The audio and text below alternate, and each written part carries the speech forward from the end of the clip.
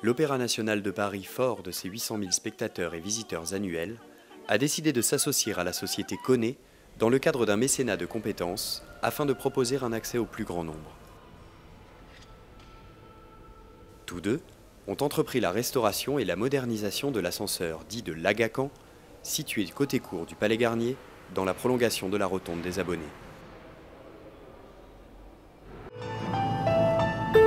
La rénovation d'un élément remarquable du patrimoine immobilier du Palais Garnier, en l'occurrence un ascenseur dit de l'Agacan qui a été construit pour l'Agacan dans les années 1920 par Charles Garnier. Il n'a pas du tout été conçu pour accueillir des personnes à mobilité réduite. Fort heureusement, depuis, les exigences sociales collectives en la matière se sont développées, renforcées.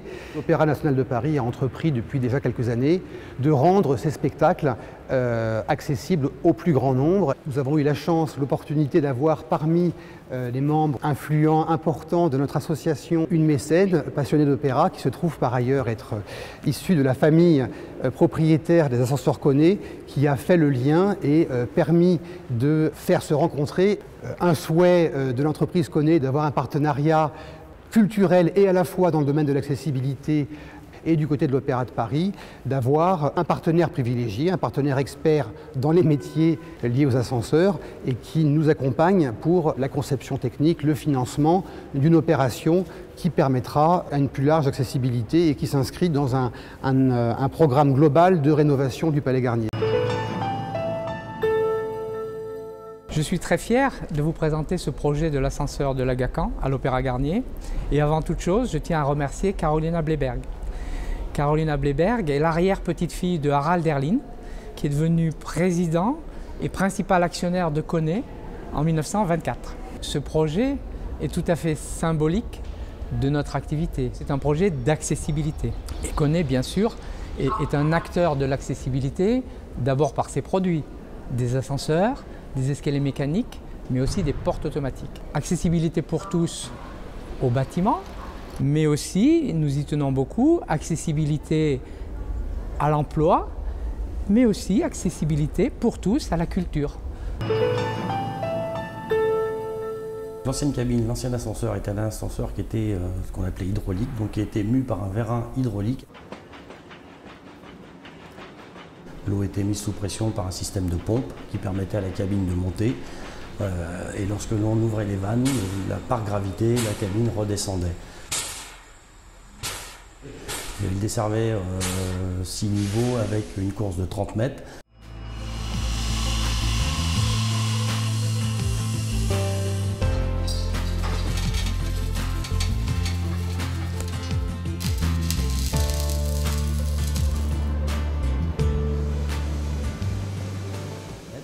Aujourd'hui, l'ancien vérin ainsi que tout le reste de l'installation a été démonté.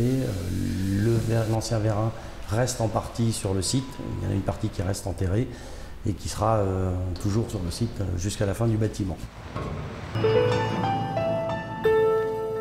Donc on a visité les lieux pour pouvoir estimer les travaux. C'était pas facile parce que l'ascenseur était dans un triste état, il n'y avait pas beaucoup de lumière.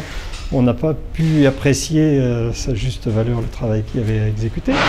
Donc on avait peut-être quelques craintes aussi au début. A, B, C, D, E, F, G, H, I. Ok. Et on aura les mêmes repères pour tout le tour de la corniche.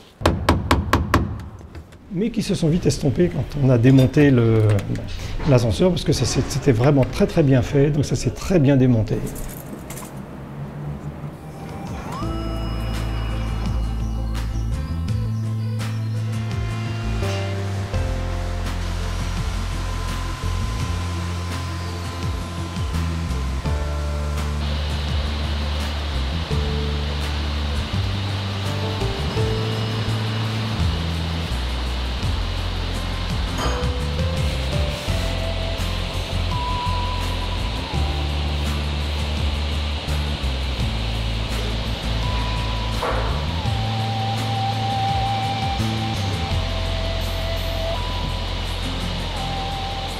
Sur cette opération, on avait deux jeunes filles qui travaillaient à l'atelier à cette époque-là, quand on a restauré la cabine.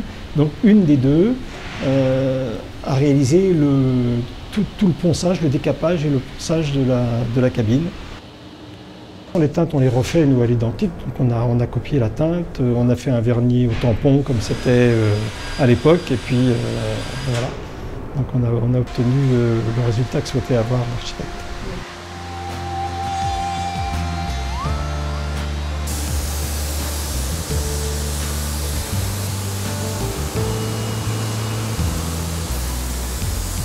Il n'y avait pas de grosses surprises, donc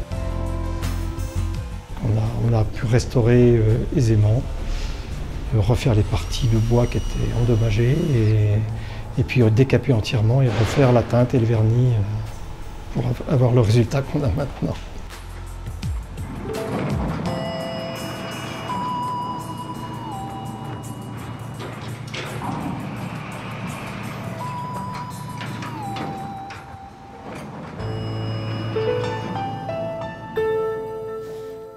Sur un ascenseur qui datait du début du XXe siècle, donc avec une ancienne technique. Donc c'est un défi technique. On a réussi à mettre un nouvel ascenseur. On a toutes les parts closes à refixer une fois qu'elle a posé son miroir. Donc, le mécénat de compétences, c'est l'idéal parce qu'en fait, on se retrouve avec des professionnels dont c'est le métier. Donc déjà, il y a une connaissance du sujet. Ça fait gagner beaucoup de temps au niveau du projet. Au niveau des enjeux, au niveau des contraintes, ils arrivent clairement à cerner quelles sont les contraintes de l'opéra. Ça nous permet quand même de restaurer des belles parties du monument. Donc là, c'est l'ascenseur dit de l'Agacan. Donc c'est vraiment un plus pour l'opéra. Là, on continue à monter l'intérieur de la cabine. Pour l'instant, elle n'est pas calée, hein. Elle est simplement montée à l'intérieur de la cabine métal. Je crois que c'est pas mal de toute façon, on n'aura pas beaucoup mieux. Il est flexible. Comme ça. Bah ouais. Bah, pas tant que ça. Et puis après, il y a tous les réglages, les aplombs, toutes les fixations à prévoir. Les aplombs. Alors à l'extérieur, c'est pas tout de suite. On attend que Koné ait installé sa cabine, enfin sa porte définitive, au moins le bâti de porte, pour qu'on puisse après réaliser l'imposte et puis les ébrasements qui viennent à l'extérieur de la cabine et qui viennent se raccorder sur cette ancienne boiserie. Les contraintes particulières à ce chantier, c'est lié, un, à l'environnement, deux, au travail de travailler conjointement avec les entreprises, Atelier Saint-Jacques, la maçonnerie, la lustrerie, les tapissiers. Donc c'est de coordonner tous ces travaux. Pour l'installation de tout ce matériel, la cuvette, le sol de l'ascenseur a été refait, donc tous des travaux de structure. L'intérieur de la gaine, il y avait des conduits de cheminée, des anciens conduits de cheminée qui ont été démontés. L'intérieur de la gaine a été remis en état et repeint pour avoir un ensemble propre.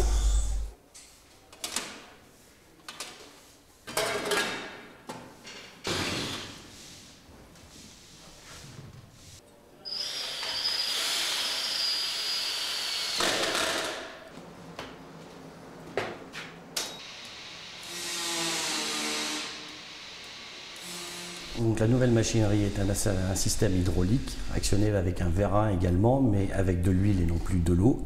Le tout actionné par un groupe hydraulique, une pompe. Le nouvel appareil dessert 3 étages. La nouvelle technologie hydraulique permet une meilleure précision d'arrêt dans le cadre de cet appareil qui est destiné à l'utilisation par les personnes à mobilité réduite.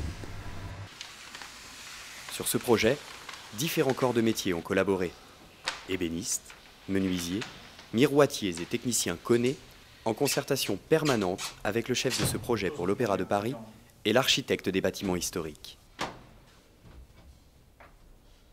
C'est un défi technique. On a réussi à mettre un nouvel ascenseur tout en gardant en fait l'aspect esthétique d'origine, donc en respectant le monument, mais aussi c'est un défi humain pour moi parce que ça va permettre quand même aux personnes, en tout cas atteintes de handicap, de pouvoir accéder aux étages supérieurs de l'opéra. Et on parle bien de tous les handicaps parce que nous avons intégré les 4 types de handicap, c'est-à-dire auditif, visuel, moteur et mental, dans la conception de cet ascenseur. Cet ascenseur a été installé dans les années 20, au temps de Harald Herlin, et il renaît de ses cendres aujourd'hui, en 2010, avec Antti Herlin, son arrière-petit-fils, qui aujourd'hui est le président du conseil d'administration de Koné. Oui, c'est un projet magnifique et un symbole fort pour le centenaire de Koné en 2010.